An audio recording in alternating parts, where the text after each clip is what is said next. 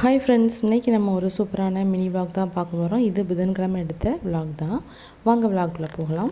இன்றைக்கி காலையிலே சமையலெல்லாம் முடிச்சிட்டேன். இன்றைக்கி நார்மலாக சிம்பிளாக ஒரு பருப்பு, அப்புறம் ரைஸ் வச்சு கேரட் பொரியல். பாப்பாவுக்கு முட்டை கொஞ்சம் கம்மியாக தான் இருந்துச்சு, அதனால் அவளுக்கு ஒரு முட்டையை வச்சு ஸ்கூலுக்கு கொடுத்து விட்டுறலான்ட்டு எல்லாமே ரெடி பண்ணிவிட்டேன். ஆனால் பாப்பா நேற்றுக்குள்ளே மட்டன் குழம்பு தான் நான் ஸ்கூலுக்கு கொண்டு போகிறேன்ட்டா. ஓகேன்ட்டு அவளுக்கு ஒரு முட்டையை பாயில் பண்ணி மட்டன் குழம்பையும் வச்சு கொடுத்து விட்டுட்டேன். எப்போவுமே முட்டையை வெறுமனே சாப்பிட்றதுக்கு லைட்டாக ரெண்டாக கட் பண்ணிவிட்டு பெப்பரும் உப்பும் போட்டு சாப்பிட்டாக்கா முட்டை இன்னும் டேஸ்ட்டாக இருக்கும்.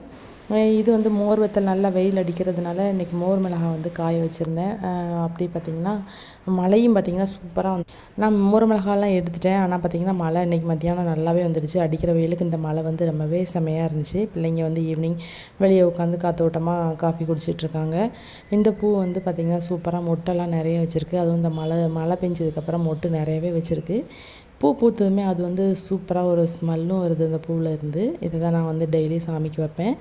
அப்படியே ஈவினிங் டைம் அப்படியே கொஞ்சம் லைட்டாக வீட்டு முன்னாடியே வாக் பண்ணிவிட்டு அப்படியே உட்காந்துட்டோம். வீட்டு முன்னாடியே டீயெல்லாம் குடிச்சிட்டு இன்றைக்கி அப்புறம் நைட்டு டின்னர் வீட்டுக்கு வெளியிலே உட்காந்து சாப்பிட்லான்னு பிளான் பண்ணோம்.